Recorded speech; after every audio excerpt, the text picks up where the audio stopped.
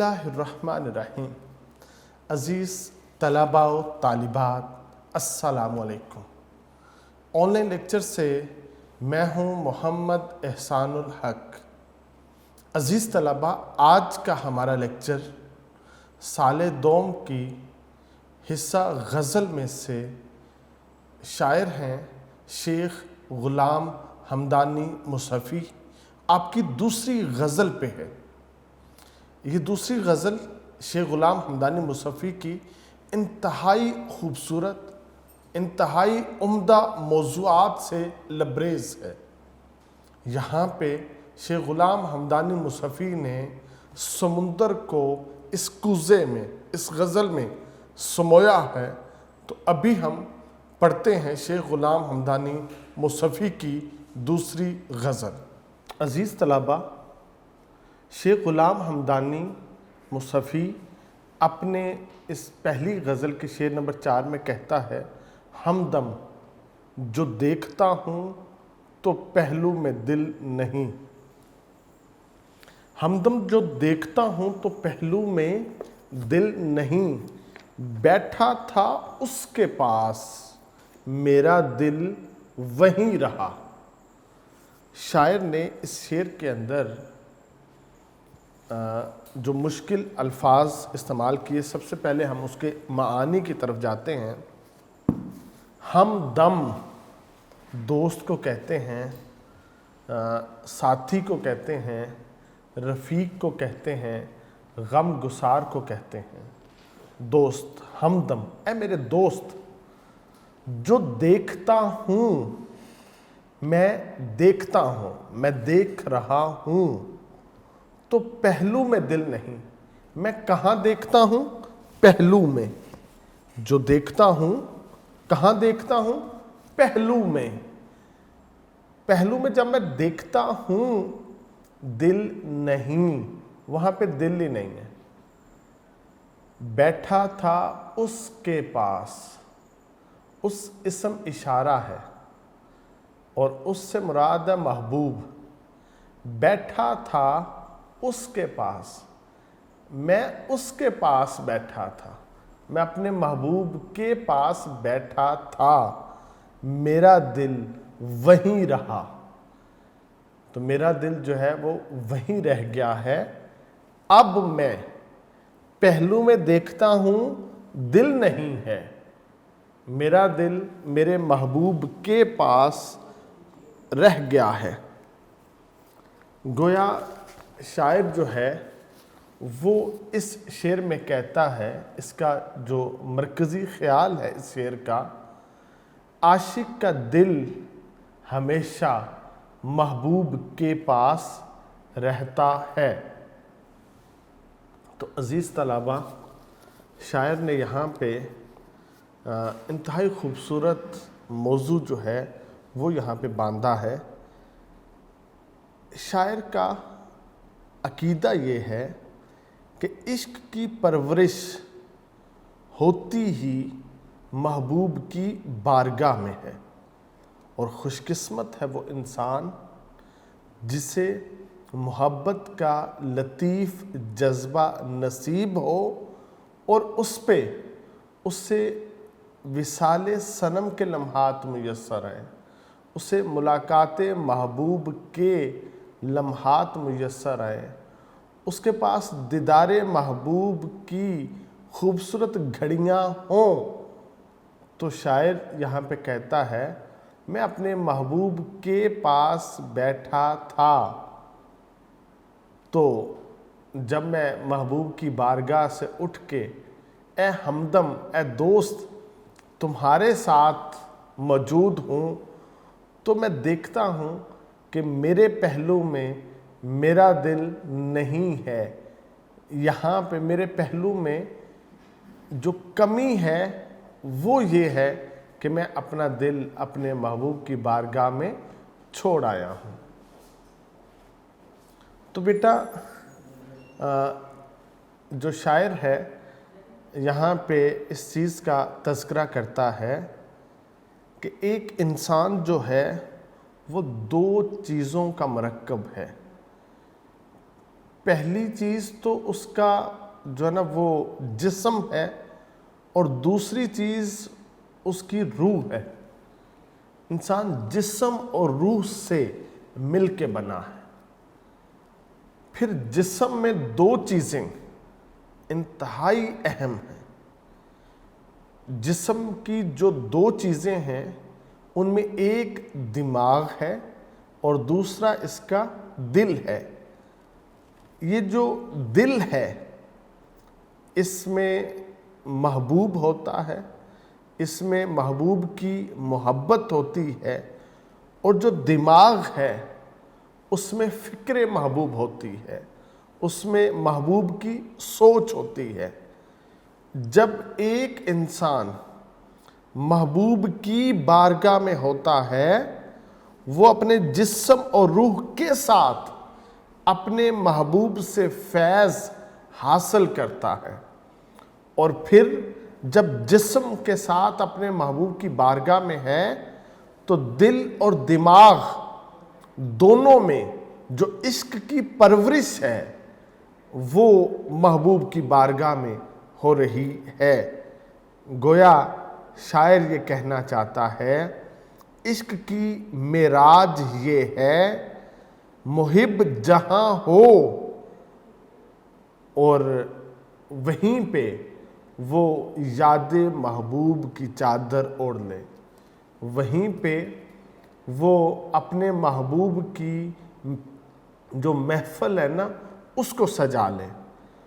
تو اگر کوئی شخص ان کیفیات پہ اس کا غلبہ ہے تو عزیز طلبہ گویا وہ شخص محبت میں پورا ہے۔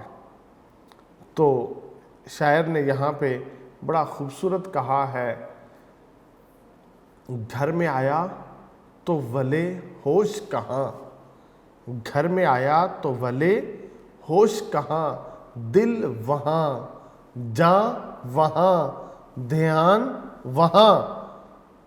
کہ جب میں اپنے گھر آیا تو مجھے ہوش ہی نہیں ہے، کیونکہ میرا دل محبوب کی بارگاہ میں ہے، میری جان محبوب کی بارگاہ میں ہے، میرا دھیان جو ہے یہ محبوب کی بارگاہ میں ہے۔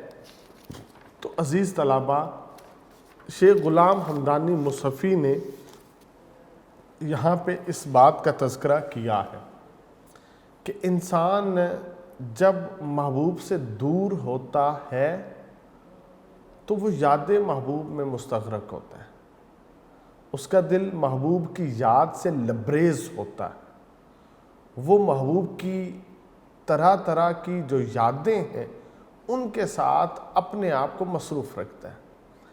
پھر جب اس کو ملاقات محبوب نصیب ہو جاتی ہے تو اس کی تو عید ہو جاتی ہے، وہ تو معراج پہ اپنے آپ کو فائز پاتا ہے، اور اس ملاقات سے جب وہ اپنے گھر کی طرف واپس پلٹتا ہے تو اس کے پاؤں زمین پہ لگ نہیں رہے ہوتے، اس کی خوشی کا عالم یہ ہوتا ہے۔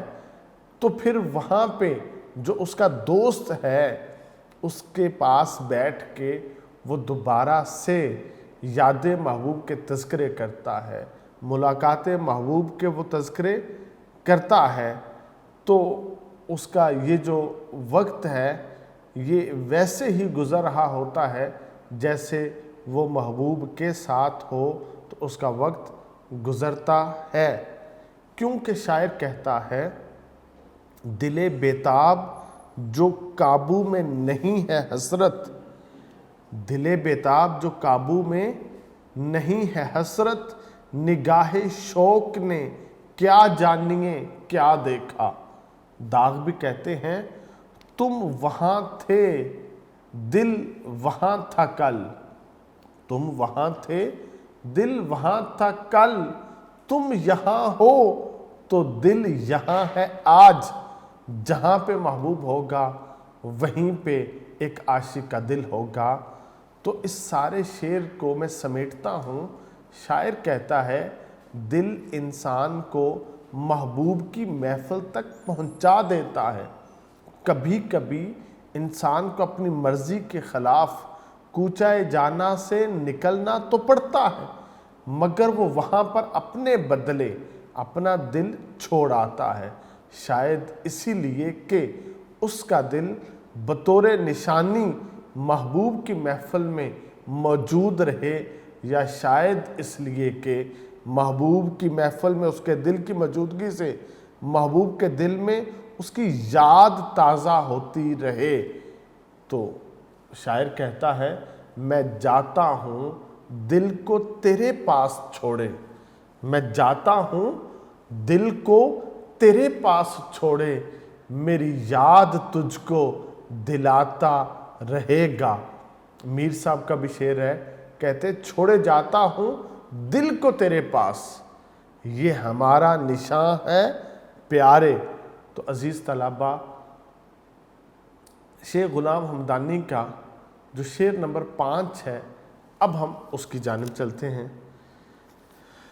آپ کہتے ہیں آخر کو ہو کے لالا اگا نو بہار میں، آخر کو ہو کے لالا اگا نو بہار میں، خون شہید عشق نہ زیر زمیں رہا۔ عزیز طلبہ، شاعر جو اس شعر میں کہتا ہے، ہم پہلے الفاظ کے معنی دیکھتے ہیں۔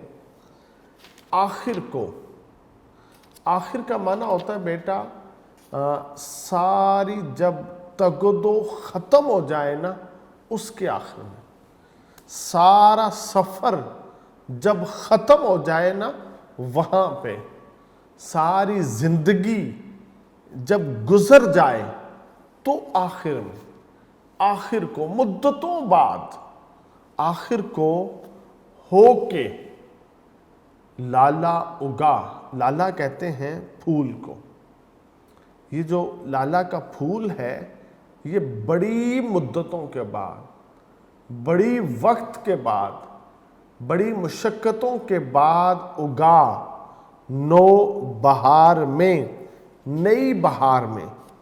جب نئی بہار آئی تو یہ لالا کا جو پھول ہے یہ اگا ہے، یہ سرخ رنگ کا ایک پھول ہوتا ہے۔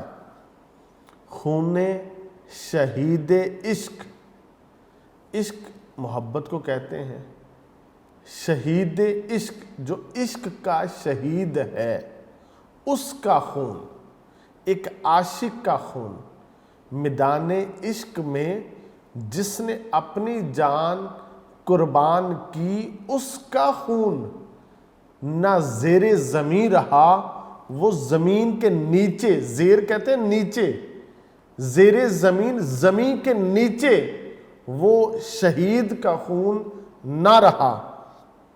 گویا شاعر کہتا ہے عاشق زمین کے نیچے دفن ہے، مگر اس کا لہو لالے کی شکل میں زمین سے باہر آ گیا ہے۔ تو بیٹا یہ انتہائی خوبصورت شعر ہے، کیونکہ شاعر نے یہاں پہ جس بات کا تذکرہ کیا ہے وہ ایک صنف ہے جس کو کہا جاتا ہے حسن تعلیل۔ شاعر نے یہاں پہ اس صفت کا اظہار کیا ہے۔ تو عزیز طلبہ، شاعر یہاں پہ کہتا ہے آخر کو بڑی محنتوں کے بعد، بڑی مشقتوں کے بعد جو لالے کا پھول ہے وہ زمین سے نکل آیا، اگ آیا نئی بہار میں۔ تو بیٹا یہاں پہ شاعر ہمیں جو ایک کنسپٹ سمجھانا چاہتے ہیں وہ یہ کہ شہید، اس کی محنت رائے گاں نہیں جاتی، شہید کا جو خون ہے وہ رائے گاں نہیں جاتا، یہ بار آور ہوتا ہے، یہ رنگ ضرور دکھاتا ہے۔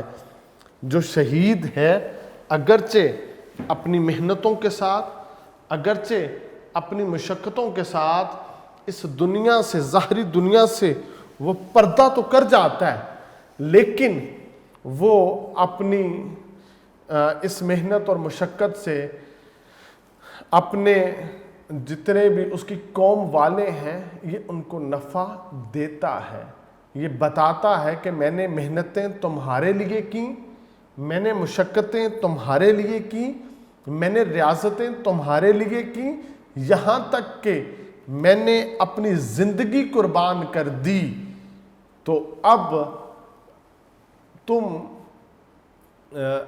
جو ہے نا اس کی مزے لوٹو گے، تم اس کی بہار دیکھو گے، تم اس کی خوشحالی دیکھو گے، تم اس کی آزادی دیکھو گے۔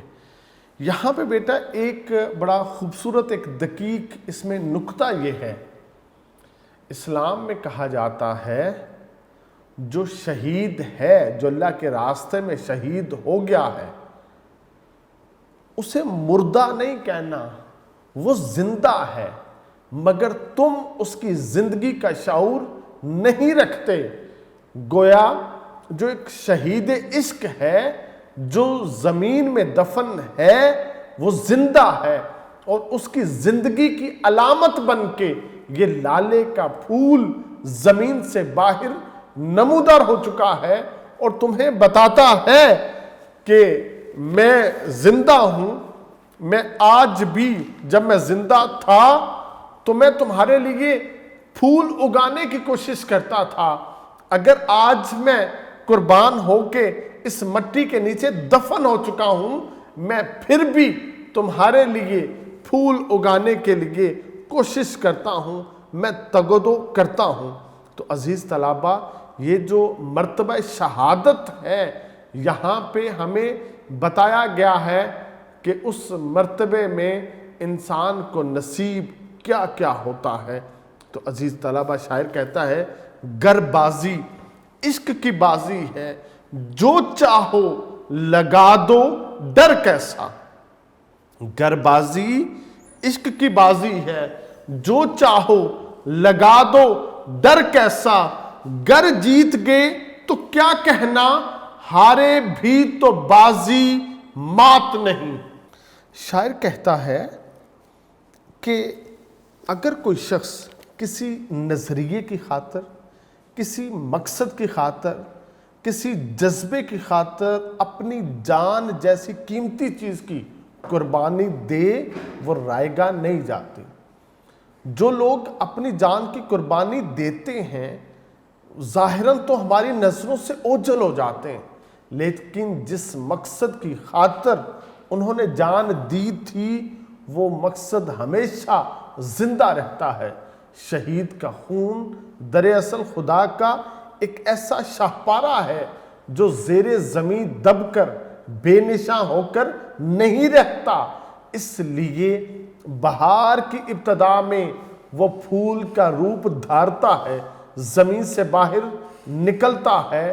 تو شاعر کہتا ہے میں خدا کا شاہپارہ بے نشان رہوں کیسے، میں خدا کا شاہپارہ بے نشان رہوں کیسے، اس لیے تو گل بن کر قبر سے نکلتا ہوں۔ کہتا ہے اس لیے تو میں پھول بن کر اپنی قبر سے باہر نکل آتا ہوں۔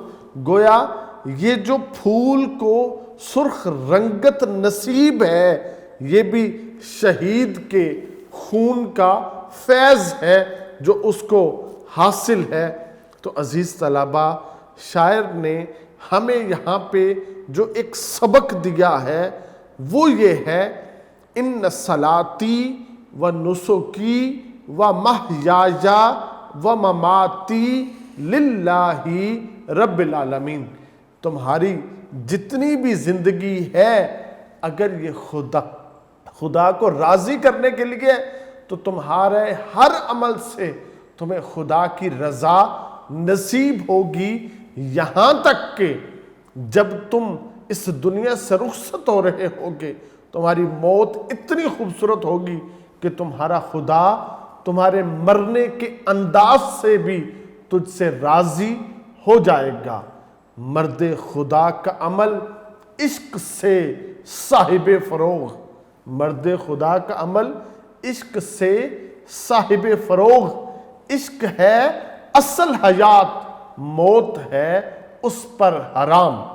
تو عزیز طلباء، بڑا خوبصورت شیخ غلام حمدانی مصطفی کا یہ شعر تھا جس کے اندر اس نے شہید کے جو خون کی جو جھلک ہے اس کو پھول کے ساتھ، پھول کی سرخی کے ساتھ تشبیہ دی۔ تو عزیز طلبہ، شہید ہماری ملت، ہماری قوم کا سرمایہ ہے۔ شیخ غلام حمدانی مصطفی اپنے پہلی غزل کے شعر نمبر 6 میں کہتے ہیں، دی جان ایسے ہوش سے، دی جان ایسے ہوش سے اپنی کہ خلق کو جینے کا میرے تا دم آخر یقین رہا۔ بہت خوبصورت عزیز طلبہ یہ شعر ہے۔ شاعر کہتا ہے، میں نے اتنی جرت کے ساتھ موت کا سامنا کیا ہے کہ میرے دشمنوں کو یہ یقین ہی نہیں آتا کہ میری روح میرے جسم سے پرواز کر چکی ہے۔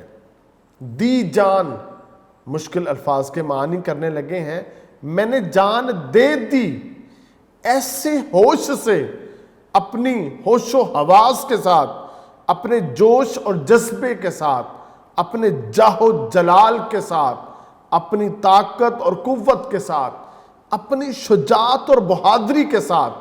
ہوش سے یہ سارے معنی مراد ہیں اپنی، کہ خلق کو، جو مخلوق تھی نا وہاں پہ، ان کو ابھی تک یہ یقین ہی نہیں ہے جینے کا، میرے تا دم آخر یقین رہا۔ ان کو یقین تھا آخری دم تک کہ میں زندہ ہوں، میں زندہ ہوں۔ شاعر نے یہاں پہ جو ٹیپو سلطان ہمارا ایک عظیم سپہ سالار، اس کو خراج تحسین پیش کرتے ہوئے یہاں پہ یہ شعر درج کیا ہے، یہ شعر لکھا ہے کہ ٹیپو سلطان نے خود بھی کہا تھا، بڑا مشہور اس کا یہ قول ہے، شیر کی ایک دن کی زندگی گیدڑ کی 100 سالہ زندگی سے بہتر ہے۔ ٹیپو سلطان جب اپنے دشمنوں کے ساتھ لڑ رہا تھا، اس جرت، اس بہادری، اس شجاعت کے ساتھ لڑ رہا تھا کہ لڑتے لڑتے اس کی آدھی تلوار ٹوٹ گئی۔ عزیز طلبہ، وہ اپنی آدھی تلوار کے ساتھ لڑتا رہا، یہاں تک کہ اسے بڑے سخت گھاؤ آئے، زخم لگے۔ ان زخموں کی تاب نہ لاتے ہوئے ٹیپو سلطان جو ہے وہ شہید ہو جاتا ہے، اور جب یہ گر رہا ہوتا ہے تو یہ اپنے گھٹنوں پہ آتا ہے، اپنی تلوار کو اپنے دونوں ہاتھوں میں تھامتا ہے، اور اس کا دوسرا سرا زمین کے ساتھ لگا ہوتا ہے، اور اپنا سر اپنے ہاتھوں کے اوپر جھکا لیتا ہے۔ اس انداز سے ٹیپو سلطان بیٹھا ہوا تھا۔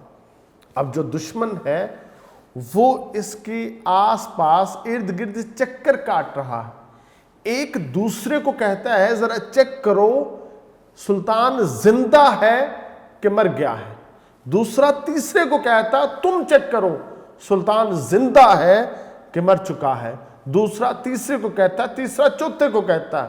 کسی کی جرت نہیں تھی، کیونکہ ان کے دل میں تھا جو سلطان کے قریب گیا وہ اس دنیا سے گیا۔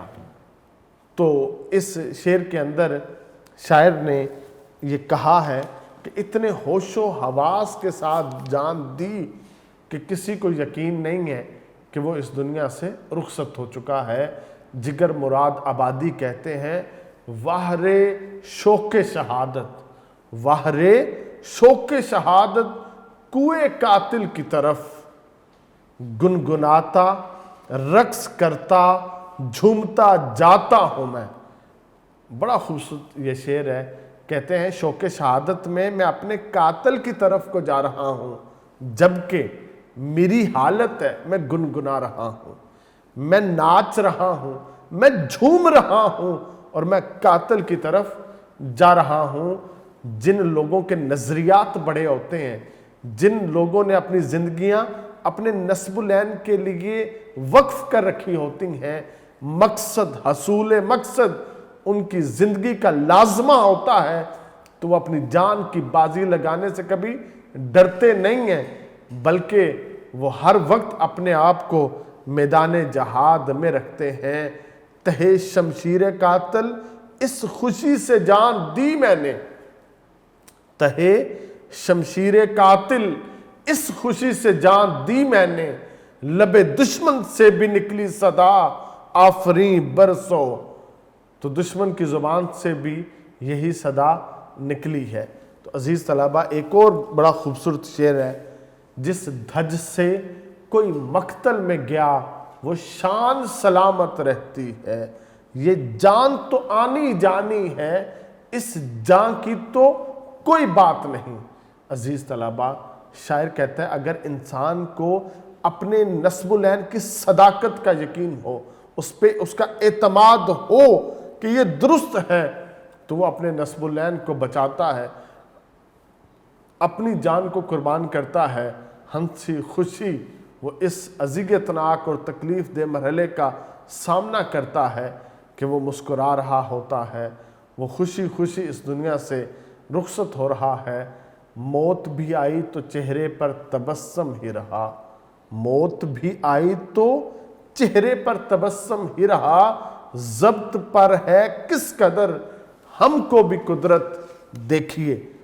تو شیخ غلام حمدانی مصحفی نے اپنے شعر نمبر 6 میں جو یہ خوبصورت موضوع باندھا تھا۔ آپ کی اس غزل کا، پہلی غزل کا یہ آخری شعر ہے۔ شاعر اس میں کہتا ہے، یارانے گرم رو تو سب آگے نکل گئے۔ جو یاران ہے نا، دوست ہیں گرم رو، جن کے اندر جوش ہے، جذبہ ہے، ولولہ ہے، یارانے گرم رو تو سب آگے نکل گئے، وہ سب آگے جا چکے ہیں، وہ منزل کے قریب پہنچ چکے ہیں۔ ان سے میں ننگے قافلہ پیچھے کہیں رہا۔